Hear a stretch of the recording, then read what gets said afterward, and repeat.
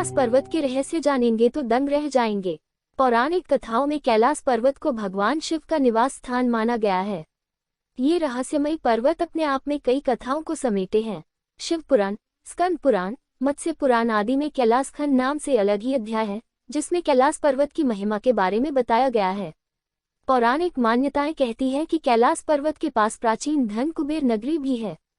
हालांकि इसके निश्चित स्थान के बारे में अभी कुछ पता नहीं लगाया जा सका है।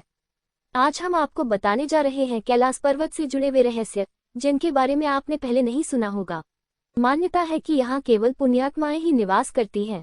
कैलाश पर्वत और उसके आसपास के वातावरण पर अध्ययन कर चुके वैज्ञानिकों का मानना है कि यहाँ चारों ओर एक प्रकार की अलौकिक शक्ति का प्रवाह है, जिसमें आज भी कई तपस्वी गुरु अपनी साधना करते हैं और ईश्वर से संबंध स्थापित करते हैं। यदि आप कैलाश मानसरोवर झील के क्षेत्र में जाएंगे, जो यहाँ आपको निरंतर एक प्रकार की ध्वनि सुनाई देगी। ध्यान से सुनने पर यहाँ आपके कानों में डमरू और ओम की ध्वनि गुंजायमान होगी। इस ध्वनि का स्रोत आज तक कोई नहीं जान पाया है। वैज्ञानिकों के शोध के आधार पर यह भी कहा जाता है कि यहाँ पर हवाएं जब पहाड़ से टकराती हैं और बर्फ पिघलती है तो ये ध्वनि उत्पन्न होती है। इतना ही नहीं, पर्वत के ऊपर आसमान में भी कई बार विशेष प्रकार की दिव्य रोशनी देखे जाने की बात कही गई है। इस पर्वत की आकृति एक पिरामिड के समान है और वैज्ञानिक इसे धरती का केंद्र बताते हैं। रामायण में भी इसके पिरामिडनुमा होने के बारे में उल्लेख मिलता है।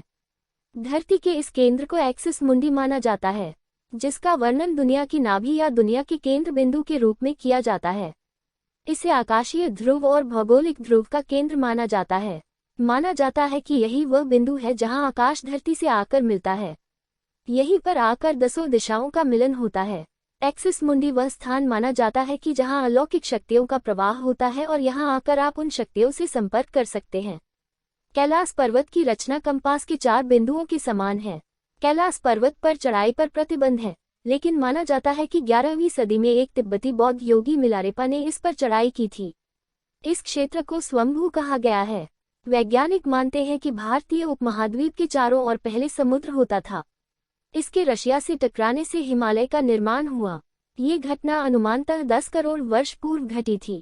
इस अलौकिक जगह पर प्रकाश तरंगों और ध्वनि तरंगों का अद्भुत समागम होता है, जो ओम की प्रतिध्वनि करता है। इस पावन स्थल को भारतीय दर्शन के हृदय की उपमा दी जाती है, जिसमें भारतीय सभ्यता की झलक प्रतिबिंबित होती है। स्वर्ग जैसे इस स्थान पर सिर्फ ध्यानी और योगी लोग ही रह सकते हैं, या वह जिसे इस तरह के वातावरण में रहने की आदत है।